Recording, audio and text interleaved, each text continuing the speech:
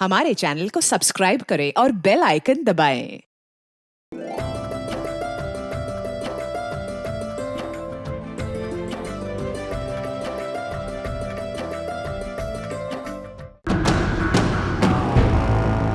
ये सच था कि सोनाली राठी का कत्ल किया गया था। ये भी सच था कि राठी परिवार लापता हो गया था। और ये भी सच था कि राठी परिवार को सोनाली और रॉकी के रिश्ते को लेकर आपत्ति थी।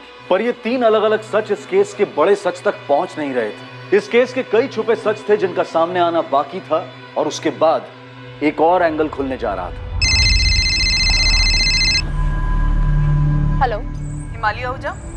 जी आप कौन? असिस्टेंट सब इंस्पेक्टर सरिता गिल, कुंतीबाग पुलिस स्टेशन। जी मैम बोलिए।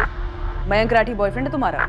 जी वो मेरी पर्सनल लाइफ है। यहाँ किसी की लाइफ गई है, 3 लोग गायब हैं। जानती हो किस बारे में बात कर रही हूँ मैं? जी कुंतीबाग पुलिस स्टेशन जानती होगी।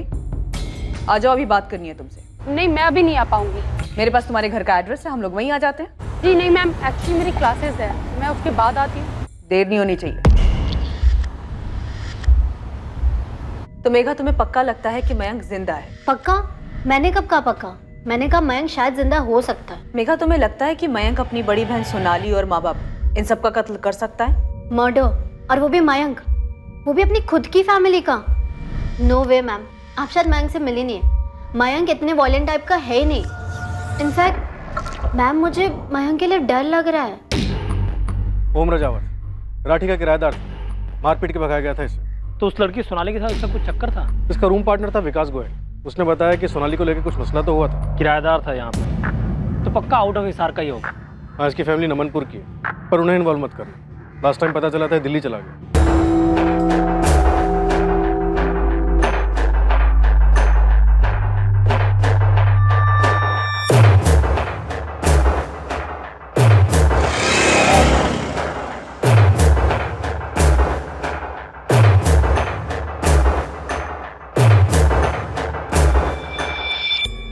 सर आपने बुलाया मुझे? सर मुझे ऐसा क्यों लग रहा है जैसे आप मुझ पे शक कर रहे हैं? कुछ है शक करने जैसा? क्या किया है तुमने रोहित? बोलो। तुमने उसकी बॉडी देखी? हाँ। मैंने सुना उसका गला। हाँ। कितना दर्द हुआ होगा ना उसको, कितना दर्द। पर ये तो होना ही था ना रॉकी। सर हमारे राठी जॉइंट परिवार का सबसे पहला बच्चा हूं मैं। सोनाली से पहले पैदा हुआ था। मेरे पापा ही नहीं बल्कि बड़े पापा भी मुझे अपना सबसे फेवरेट मांगते हैं। सर बड़े पापा ने हमेशा मुझे उनका सबसे बड़ा बेटा कहा है। मयंक और सोनाली से कभी अलग नहीं समझा उन्होंने मुझे। पर कार शोरूम के लिए तुम्हें पैसे नहीं दिए ना? सही है सर, कुरेद कर एक आधी खबर आपके हाथ लगी है और आप लगे कहानियां बुनने के लिए। ठीक है, पूरी कहानी तुम सुना दो। सर पूरी कहानी ये है कि ये सही है कि उन्होंने शोरूम के लिए मुझे पैसे नहीं दिए थे, लेकिन मेरे गैराज के लिए पैसे बड़े पापा ने ही दिए थे। बड़े पापा 4 मैकेनिक भी रेडी हैं ज्वाइन होने के लिए। जगह भी देख लिए, बहुत अच्छी जगह है। मुझे लगता है तो अच्छा काम करेगा इसमें। लागत कितनी बेटा इसमें? कुल मिला के 15 लाख का इन्वेस्टमेंट है बड़े पापा, लेकिन रिकवरी के अच्छे चांसेस हैं। हाईवे है ना, एकदम हाईवे के साथ लगी हुई जमीन है। मैं 20 लाख दूंगा तुझे, ढंग से जमा की गैराज खोल और अपना बिजनेस शुरू कर। थैंक यू बड़े पापा, thank you very much. Sir ये रिश्ता है हमारा सगे बाप बेटे जैसा। और एक कार शोरूम के बाद तो उन्हें लगा कि गाड़ियों की मार्केट डाउन होने की वजह से अभी सही समय नहीं है इस बिजनेस का। मैंने उनकी राय मान ली। तभी समझ है सर उनको बिजनेस की। तगड़ी जमीनें भी हैं, तगड़ा बैंक बैलेंस भी है। पहले से है सर। और 4 साल पहले मेरे पापा और बड़े पापा ने चंडीगढ़ में अपनी पुश्तैनी जमीन बेची थी, जिसके अच्छे खासे पैसे मिले थे। और अब रतन राठी की बेटी मारी गई है, खुद रतन राठी और उनका परिवार गायब है। तो सर आपको लगता है कि इसमें मेरा हाथ है?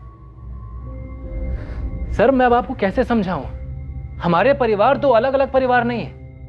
सोनाली मेरी सगी छोटी बहन थी, मयंक मेरा सगा छोटा भाई है।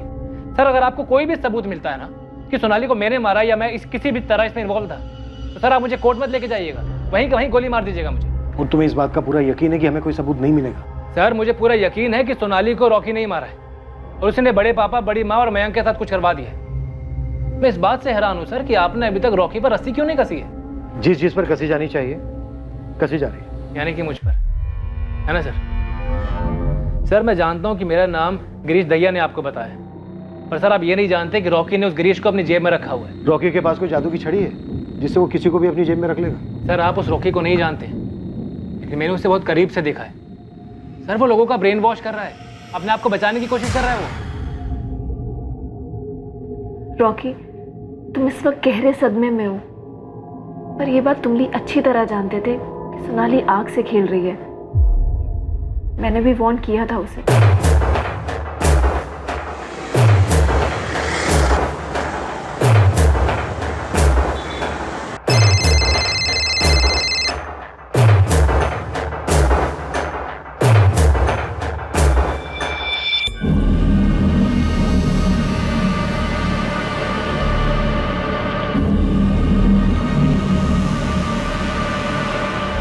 क्या बात है करण? ना तो काम पर जा रहा है, ना कुछ बता रहा है।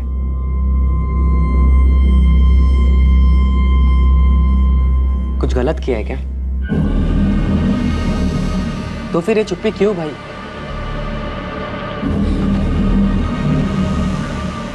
देख, अगर गलती से कुछ हो गया तो बता दे मुझे। हर चीज का हल होता है, मैं संभाल लूंगा। अच्छा बोल, क्या हुआ? आप क्या कह रही हैं मैम? मयंक कहाँ है हिमाली? मुझे क्या पता, मुझे खुद न्यूज़पेपर के जरिए पता चला कि मयंक की सिस्टर का मर्डर हो गया और उसका पूरा परिवार गायब है। फोटो छपे थे, शायद आप ही लोगों ने छपवाए होंगे। तुम इतना क्यों उत्तेजित हो रही हो? क्योंकि आप मुझसे ऐसे सवाल किए जा रही हैं। मुझे क्या पता कि मयंक कहाँ है।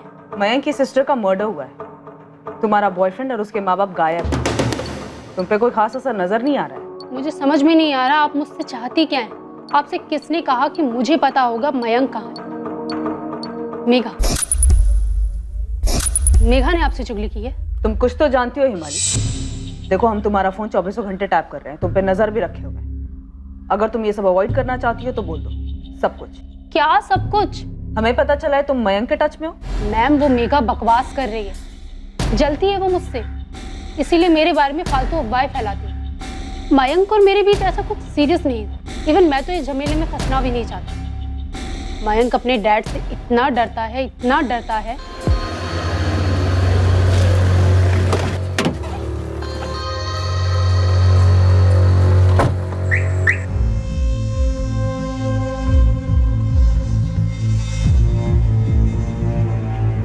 मयंक, मयंक, हाँ माँ। तेरे पापा आ गए।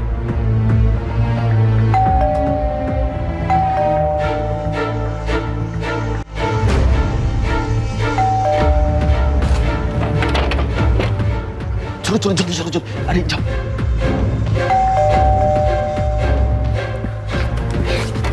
बाद में बात करता हूँ।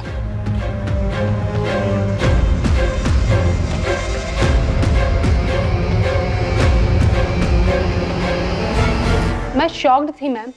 अपने डैड से इतना भी क्या डरना? अगर वो हमें साथ देख लेते तो क्या हमारी गर्दन काट देते? यार तू समझ है माली, मेरे डैड ना बिल्कुल अलग है। वो तेरे मॉम डैड की तरह बिल्कुल नहीं है। इतना डरा के रखते हैं तुझे?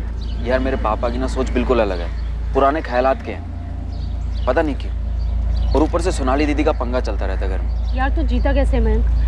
तेरी जगह मैं होती ना, मैं भाग जाती घर से। इतना आसान नहीं है माली।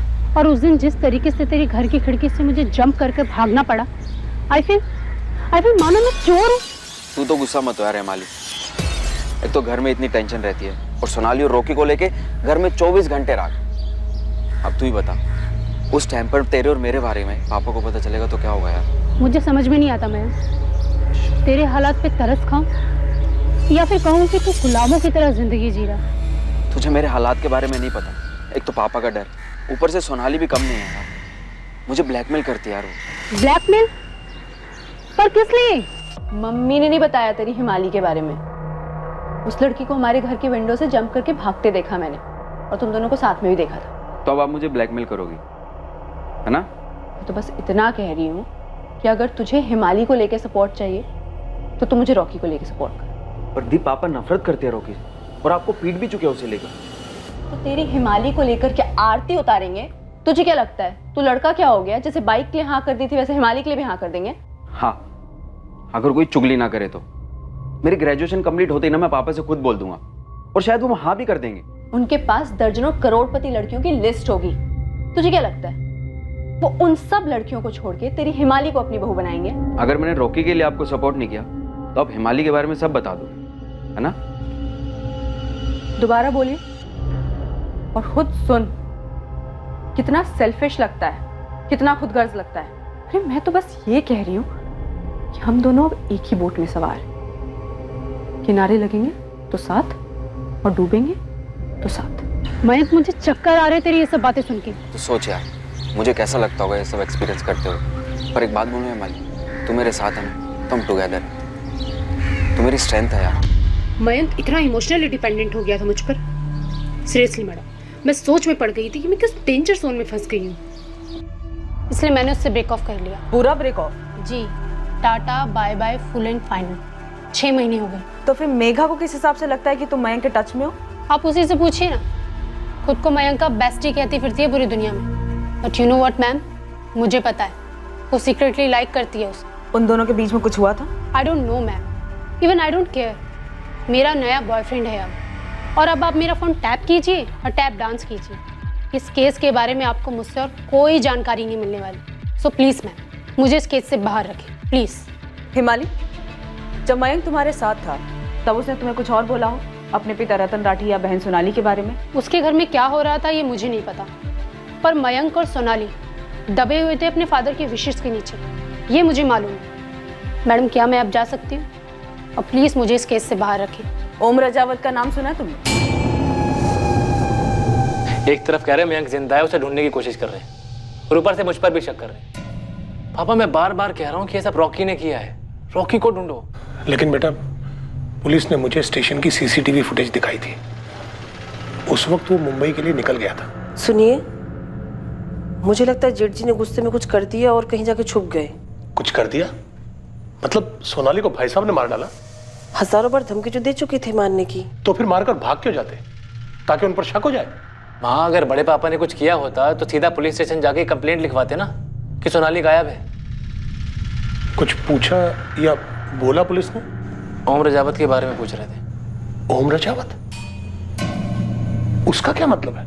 ये कि क्या हुआ होगा, कैसे हुआ होगा। जरूर विकास ने बात बताई होगी। सर, मैंने हिमानी के कॉल स्कैन किए, उससे सारे कॉल अपने नए बॉयफ्रेंड को ही किए हैं। मयंक के साथ वो पिछले 6 महीने से टच में नहीं है। तो बेसिकली मेघा ने जलन की वजह से हिमाली का नाम उछाला। एग्जैक्टली सर, ये मयंक का छुपे होने वाला एंगल होल्ड ही नहीं करता है। और ये रोहित वाला एंगल, हम एक पॉइंट तक पहुंच तो पाए हैं पर वहां भी डेड एंड। और बचा ओम रजावत। कि रोहित बार बार बोल रहा है कि सोनाली के कत्ल में रॉकी का हाथ है। कहीं हम कुछ मिस तो नहीं कर रहे सर? सर, खुद तो मुंबई में जाके बैठा था ये रॉकी, क्या पता किसी के थ्रू कुछ करवाया हो, किसी को सुपारी दी हो। खबरें लगा दो काम पर।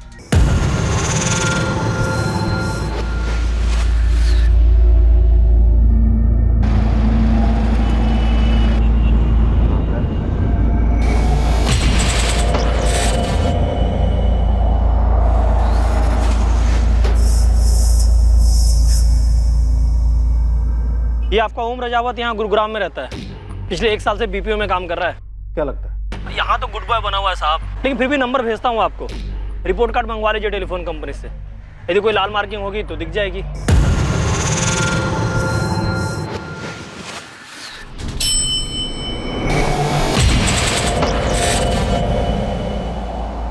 सोनाली राठी। ये क्या हुआ सोनाली को? मर्डर। इसका मतलब सोनाली के पिता ने उसकी हत्या कर दी? सोनाली के अलावा सोनाली के पिता, माँ और भाई, इन तीनों की भी हत्या हुई होगी। ये तो और भी दुख की बात है। क्या किया था राठी फैमिली ने जो उनके साथ ऐसा हुआ सर? लेकिन सर, मुझे एक बात नहीं समझ में आ रही कि गुड़गांव पुलिस मेरे फ्लैट पे आई, मेरे साथ गुस्से से पेश आई और मुझे उठाकर यहाँ हिसार ले आया गया। आपको क्या लगता है कि मैं क्या बता पाऊंगा इस मामले में? सबसे पहले हमें तो ये बता कि जब राठी परिवार गया किराएदार था तो राठी परिवार ने तेरी पिटाई क्यों की थी? राठी परिवार ने तुम्हें घर से क्यों निकाला था, और घर से निकलते वक्त तुमने उन्हें धमकी क्यों दी थी? तो आप उस धमकी को इस मामले से जोड़ें। 1 मिनट सर, आप कहना क्या चाहते हैं कि 3 साल पहले मैंने जो धमकी दी थी उसे पूरा करने के लिए मैं वापस लौटा और राठी परिवार के सभी सदस्यों को आके मार दिया? धमकी दी थी तो धमकी देने के पीछे कोई वजह भी होगी ना? हाँ, दी थी। मेरा मतलब, मेरा जो रूममेट था विकास, मैंने उसके सामने गुस्से में कहा था कि इन सबको देख लूंगा। बहुत गुस्से में था, बहुत बुरी तरह से मारा था इन लोगों ने मुझे। छोड़ो मुझे, क्या कर रहे हो? ओम, क्या कर रहे हो? छोड़ो, छोड़ो मुझे। तेरी ये हिम्मत तेरी। मेरी बात तो सुनिए। चुप! सोनाली, क्या हुआ बेटा? पापा पता नहीं, मैं तो सो रही थी, अचानक से मेरे ऊपर क्या कर रहा था ये? क्या कर रहा था ये? सुना नहीं, नीचे जा नीचे। विपिन जी एक बार मेरी बात सुनेंगे प्लीज? चुप! कल सुबह सूरज निकलने से पहले अगर तो अपना सामान लेके यहाँ से नहीं निकला तो सीधा शमशान भेज दूंगा, समझा? समझा कि नहीं समझा? बोल। एक बार मेरी बात। अबे चुप चुप साले चुप! सब देखा हमने। टांगे तोड़ के छत से नीचे फेंक दूंगा। दीवार तो क्या सीढ़ी चढ़ने का लायक नहीं देगा, समझा कि नहीं समझा? निकल चल। उस रात सोनाली की भी जम के पिटाई हुई थी। मेरी क्या गलती है पापा? गलती है? छत पे जाके सोने की क्या जरूरत थी आपको दी? पिताजी हवा में सोने गई थी। हवा? कहाँ है हवा? दिखा कहाँ है हवा? खुला न्योता दिया तूने उस कमीने उनको। वो कुत्ता दीवार चढ़ के आ गया तेरे पास। मैंने कोई न्योता बता नहीं दिया। खबरदार तू आज के बाद छत पर कदम भी रखा तो। सोनाली के कमरे में उसकी पिटाई हुई, उसके साथ गाली गलौज हुई, ये बात तुझे कैसे पता चली? पूछिए कैसे पता? कैसे पता? बोल। सर उस रात जब मैं दीवार चढ़कर छत पर पहुंचा तो मुझे नहीं पता कि उस रात ऐसी कौन सी नई आवाज हुई जिससे वो दोनों बाप बेटे वहां, क्योंकि उससे पहले ऐसा कभी नहीं हुआ था।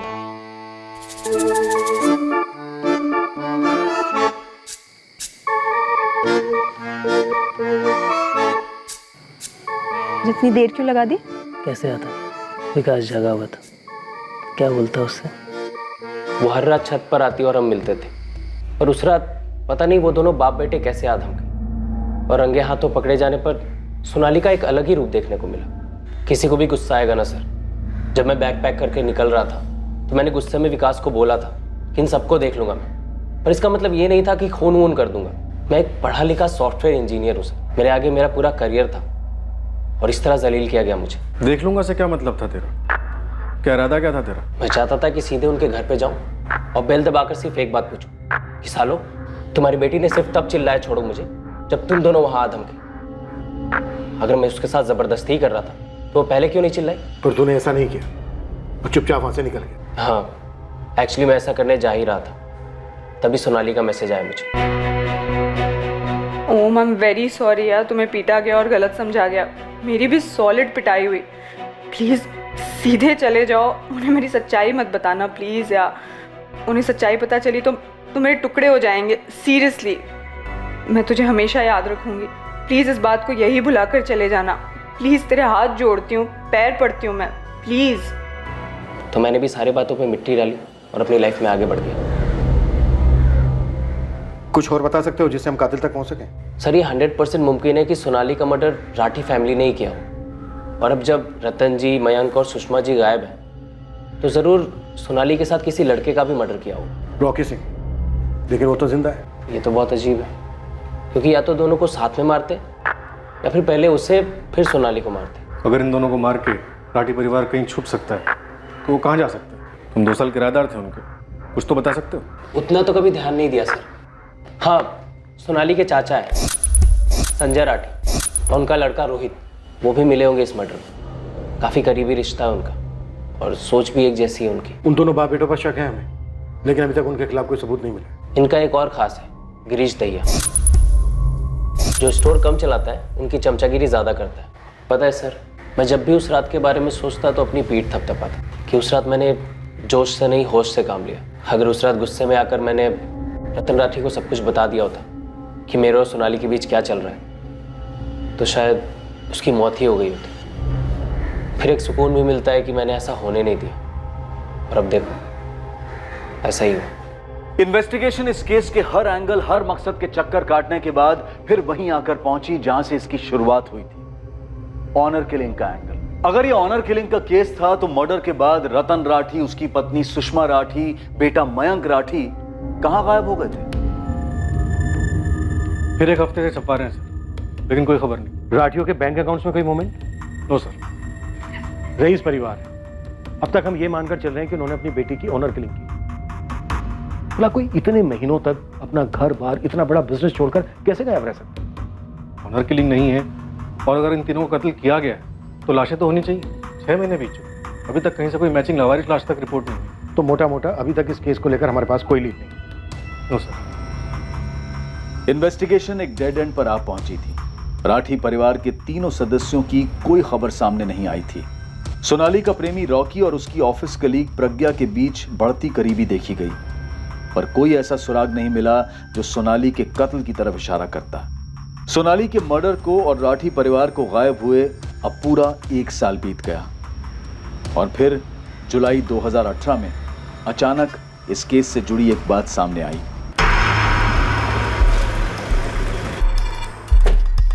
मैं टेबल पर कस्टडी मिली? नहीं सर, कोर्ट ने और एविडेंस मांगे। साफ साफ तो है कि बंदा 100% इन्वॉल्व है। सर, इस केस की हियरिंग के बाद एक और केस लाइंड अप था, वो Rathi family case. Rathi family case? हाँ सर, वो संपत नहर पे लाश मिली थी ना सोनाली राठी की। हाँ हाँ हाँ, बाप माँ बेटा तीनों गायब थे। सोनाली मर्डर केस में क्या मैटर आया सुनवाई के लिए? सर, ये लॉयर से पेपर्स लाया।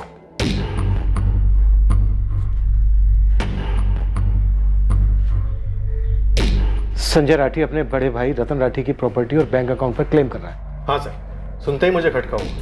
फिर मैंने उनके वकील से बात की और उसने बताया कि संजय ने मजिस्ट्रेट के सामने ही अर्जी डाली। हमसे एंगल छूटा तो नहीं था, लेकिन इस एंगल में हमें कुछ ठोस मिला भी नहीं था। हाँ, आप कहना क्या चाह रहे हैं? आपके बड़े भाई, उनकी पत्नी, उनका बेटा अभी गुमशुदा है और आप उनकी सारी प्रॉपर्टी अपने नाम करने की कोशिश में लगे हैं। तो आप उन्हें ढूंढने की कोशिश कर रहे हैं क्या अभी भी? तो ना करें, केस क्लोज कर दें। आपकी मुझसे ऐसे बात करने की हिम्मत कैसे हुई चौहान साहब? इशारा क्या है आपका? सर, 1 साल से ऊपर हो चुका है, ना तो आप सोनाली के कातिल को ढूंढ पाए, ना ही बड़ी पापा, बड़ी माँ और मयंक का पता लगा पाए। मिसिंग है, गायब। अभी तक कुछ पता नहीं है उनके साथ क्या हुआ और आप उनकी सारी प्रॉपर्टी, सारे बैंक अकाउंट्स अपने नाम ट्रांसफर करने में लग गए। आप लोगों ने इंतजार भी करना ठीक नहीं समझा। किस चीज का इंतजार करते हैं? अगर बैंक खाते को संचालित ना किया जाए तो बैंक उस खाते को फ्रीज कर सकता है। भाई साहब का अकाउंट पहले ही डोरमेंट हो चुका है। अगर भाई साहब, भाभी और मयंक का कुछ पता नहीं चला तो उनकी सारी प्रॉपर्टी का क्या होगा? सर, पापा ने प्रॉपर्टी बतौर वारिस क्लेम नहीं की है, उन्होंने बस एक एफिडेविट फाइल किया है कि संजय राठी रतन राठी के छोटे इकलौते सगे भाई हैं और रतन राठी की प्रॉपर्टी, अकाउंट वगैरह वैसे बंद नहीं कर सकते। पापा उनकी देखरेख करेंगे जब तक कि बड़े पापा या उनके परिवार में से किसी की कोई खोज खबर नहीं मिल जाती है, तब तक। पहले आप उस एफिडेविट को अच्छी तरह से पढ़िए, फिर हम पर यह वाहियात और घटिया इल्जाम लगाइए। मैंने उस एफिडेविट में लिखा है कि सोनाली का मर्डर हो गया है। मेरे भाई साहब और उनका पूरा परिवार 1 साल से गायब है, सब लिख कर दिया है मैंने। खामखा में हम पर इल्जाम लगाए जा रहे हैं। अगर परिवार में कुछ हो जाता है तो परिवार के बाकी बचे हुए सदस्यों का यह फर्ज बनता है कि वो परिवार की प्रॉपर्टी की देखरेख करें। भाई साहब की लगभग 7 करोड़ रुपए की प्रॉपर्टी है। एफडीज और बैंक बैलेंस 3 से 4 करोड़ रुपए का है। हम ये सब किसी को ऐसे ही जब्त करने या हड़पने नहीं देंगे। और प्लीज सर, इसका मतलब आप ये मत निकालिएगा कि इसके लिए हमने कुछ किया हो। हम बस प्रिकॉशंस लेकर चल रहे हैं बस। हम ये सब कोर्ट में एफिडेविट डालकर कर रहे हैं, चोरी छिपे हड़प नहीं रहे हैं। सर, ये सच है, इन्होंने एफिडेविट में सब कुछ साफ साफ मेंशन किया, जैसे कि इन्होंने बताया। मैंने इनके लॉयर से भी बात की, उसका भी कहना यही है कि इन्होंने कुछ भी नहीं छुपाया। सर, इस संपत नहर पर कुछ भी छुपाने की कोशिश नहीं की। सोनाली की लाश की बगल में फैमिली कार की असली नंबर प्लेट, कुछ भी नहीं। सर, हमें गाड़ी में जो खून के सैंपल्स मिले थे वो सिर्फ सोनाली के थे। हमने नहर भी 2 बार स्कैन करवाई, लेकिन लाश कहीं नहीं मिली। अगर फैमिली ने किया होता तो 1 साल तक गायब नहीं रह पाते। और ये संजय राठी और उसका बेटा रोहित, इनके खिलाफ भी कभी हमें कोई सबूत नहीं मिला। ऐसा क्यों? इन्वेस्टिगेशन ने फिर से एक बार संजय राठी और रोहित राठी की सभी मूवमेंट्स को स्टडी करना शुरू कर दिया। 1 साल के बाद इस केस से जुड़े सभी लोगों पर भी फॉलो अप शुरू किया गया, पर फिर एक बार पुलिस कोई प्रोग्रेस नहीं कर पाई। केस हल होने का नाम ही नहीं ले रहा। 1 और साल बीत गया, केस फाइल धूल चाटती रही और फिर आया एक फोन कॉल। सोनाली। कौन सोनाली? वो तकलीफ में? रात भर सो नहीं पाता हूँ साहब। ये सोनाली कोई लड़की है जो तुझे छोड़ गई है? अब तो रोता ही रहेगा या कुछ ठीक से बताएगा भी? रोना बंद कर। सोनाली एक आम नाम है।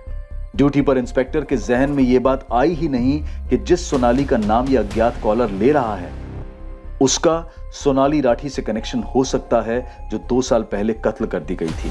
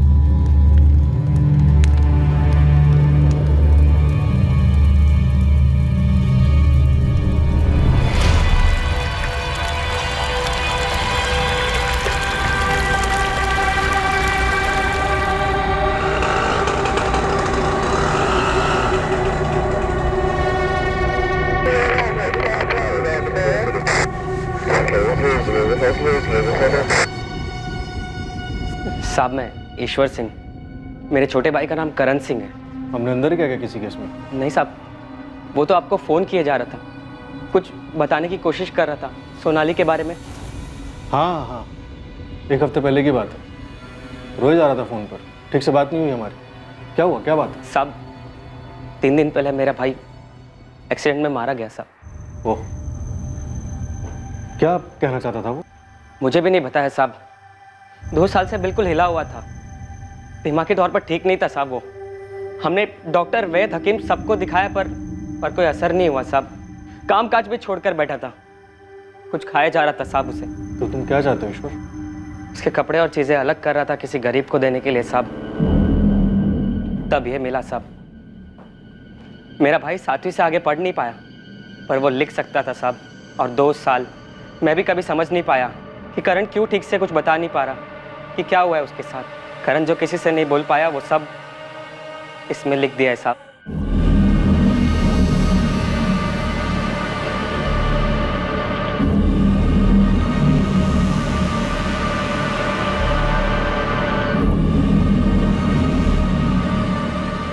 सब कुछ लिख डाला है और ऐसे लिखा है मानो उसे मालूम था कि जल्द उसकी मौत आने वाली है। ऐसा क्या लिखा है इसमें? क्या मैं पढ़ सकता हूँ? घिन आती है खुद से, रात रात भर सो नहीं पाता हूँ। उसका चेहरा सामने दिखाई देता है, बिल्कुल उसी तरह जिस तरह वो मरी थी। मुझे आज तक नहीं पता मैंने वो काम करने के लिए हाँ क्यों कहा। क्या गंध भर गई थी मेरे दिल में, मेरे दिमाग में, जब मैंने वो काम कबूल किया। उस लड़की का चेहरा और उन सबके चेहरे मुझे सताते हैं। वो लोग हमेशा मेरे सामने आ जाते हैं, मुझे ये एहसास दिलाने के लिए कि मैंने क्या गलती कर दी। मुझे नहीं लगता कि मैं इस जुर्म का भार लेकर और जी सकूंगा। मुझे नहीं पता मेरा क्या होगा। मैं कुछ भी करूं, आप मुझे जितने भी पैसे दे दो, पर मैंने जो गलत किया है उसका पाप कभी नहीं मिटेगा, कभी नहीं। और तुम्हें इसका बिल्कुल अंदाजा नहीं था? होता तो आपके पास ऐसे आता साहब। मैं बस अपनी भाई की हालत देख देख कर खुद ही हताश होने लगा। मैं तो सोच भी नहीं सकता था कि उसके गैराज का मालिक उससे ऐसे काम करवा रहा है। तब वो सिर्फ 17 साल का था साहब। क्यों किया ऐसे रोहित सेठ ने?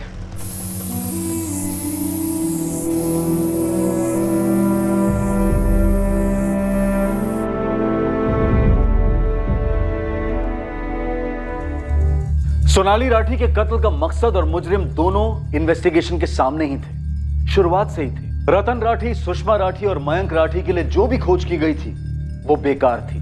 ये तीनों कभी मिलने ही नहीं वाले थे। इस केस का एक बहुत भयंकर ट्विस्ट अभी आना बाकी था।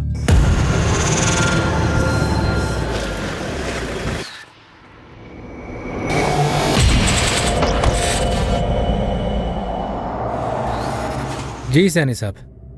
शक तो हमें पहले से ही था और हमारी लाइन में अक्सर ऐसा होता नहीं है, पर कभी कभार तकदीर सबूत खुद हमारी झोली में डाल जाती है। क्या मिला है आपको? तुम, और तुम्हें हमारी गोदी में डाला एक लड़के की आत्मा ने।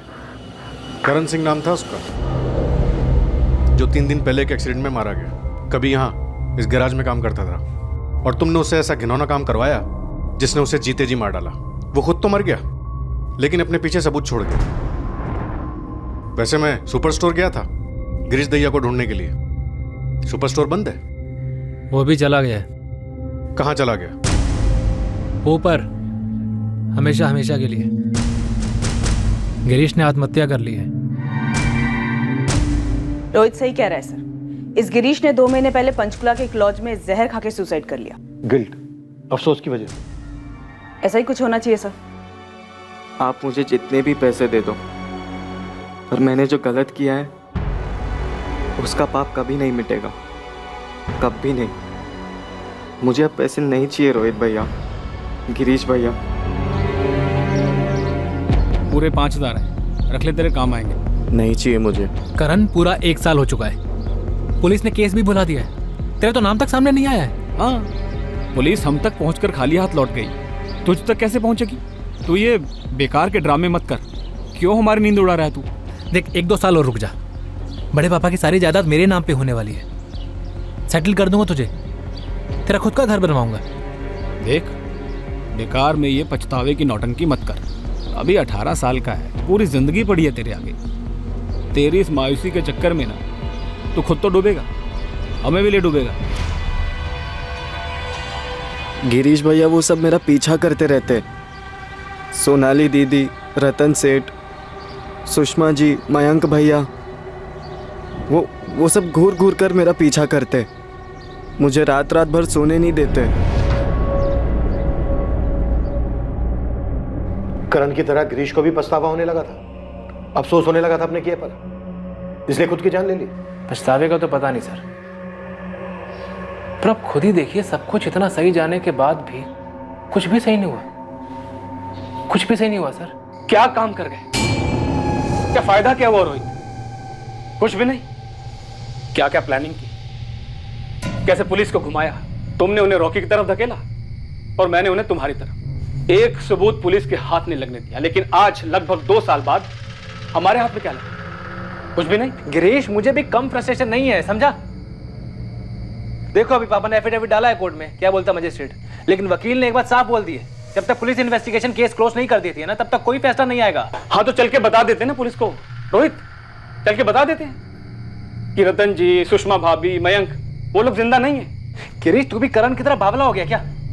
मरना है तुझे? तो अभी कौन सा जिंदा है, अभी कौन सा जी रहे हैं हम? बस इंतजार कर रहे हैं दोनों,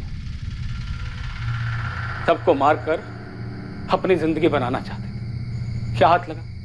कुछ नहीं।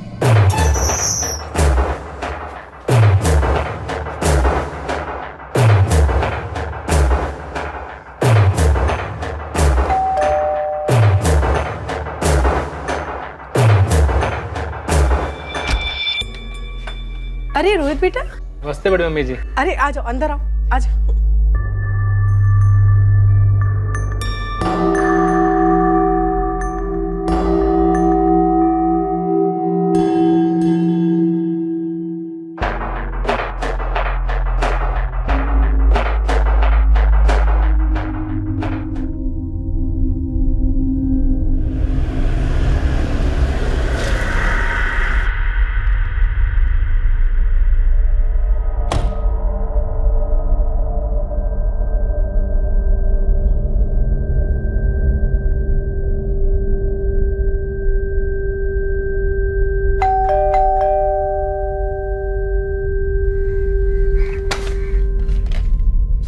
नमस्ते बड़े पापा। अरे रोहित, कैसा बेटा? जी अच्छा।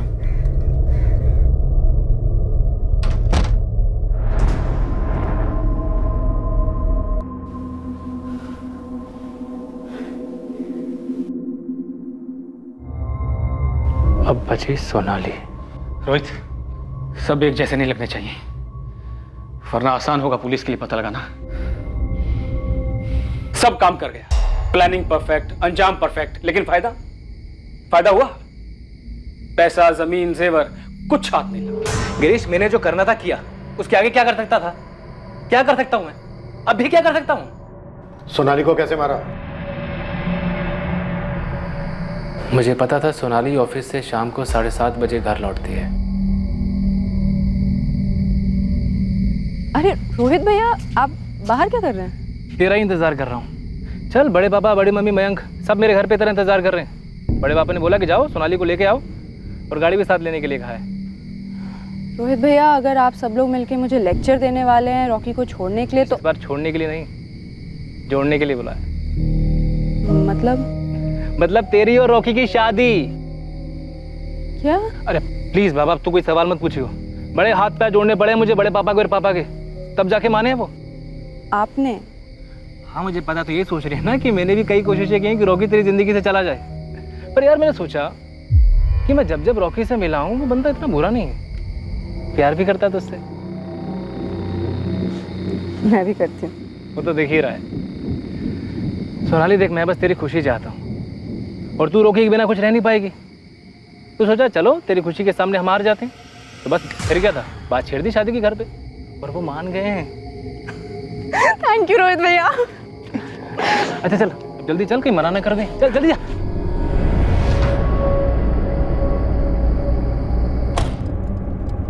मैंने सोनाली से बोला कि मैं बीच में किसी काम के लिए उतर रहा हूँ। उसने माइंड नहीं किया। वो अपनी खुशी में खोई हुई थी। उसकी शादी जो होने वाली थी।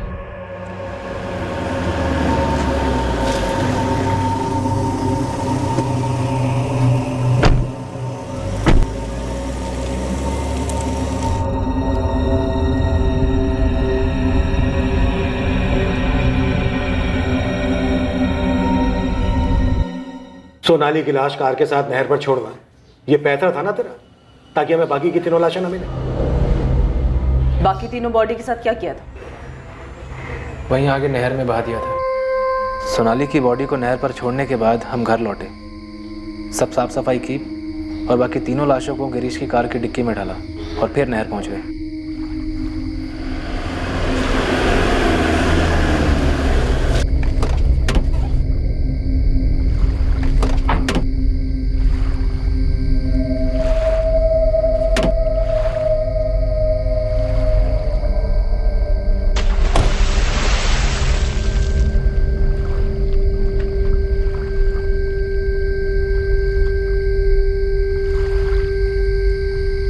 इससे अच्छा होता थोड़ा थोड़ा करके रतन जी का पैसा लौटा देता, लेकिन अब तो पैसा ही नहीं आ रहा और ऊपर से 4-4। गिरीश, संभाल अपने आप को।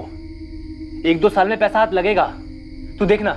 सब देख रहा हूं और आगे भी मुझे सब कुछ साफ साफ दिखाई दे रहा है। रोहित, एक पैसा हाथ नहीं लगने वाला, एक पैसा भी। तेरे फादर संजय राठी भी शामिल थे इस साजिश में?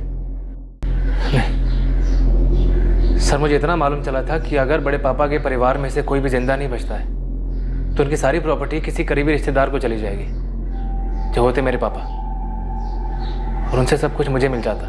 गिरीश को कैसे बनाया? बड़े पापा से लोन लिया था, उसमें चुका नहीं पा रहा था, घसीट लिया उसे भी। और करण को पैसों का लालच दिया? 5,000। रतन राठी ने तुझे कार शोरूम के लिए पैसे नहीं दिए थे, यही एक वजह थी? नहीं सर, यही एक कारण नहीं था, और भी कई कारण थे। मयंक और सोनाली के पैदा होने से पहले उस घर का लाडला था मैं। बड़े पापा अपना बेटा मानते थे मुझे, हर मांग पूरी करते थे, पर जैसे उनके अपने बच्चे हुए अपनी सारी प्रॉपर्टी मयंक के नाम से खरीदते थे। और सोनाली अगर भागकर रॉकी से शादी कर लेती ना तो उसे एक पैसा नहीं मिलता, उसका सब कुछ भी मयंक को मिल जाता। मुझे क्या मिलता?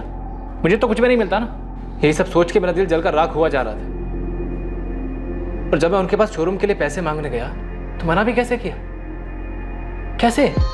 तेरे बस का नहीं है शोरूम वोरूम। क्यों बड़े पापा, अब ऐसा क्यों बोल रहे हैं? क्योंकि बिजनेस करने के लिए अकल चाहिए और वो तेरे अंदर है नहीं।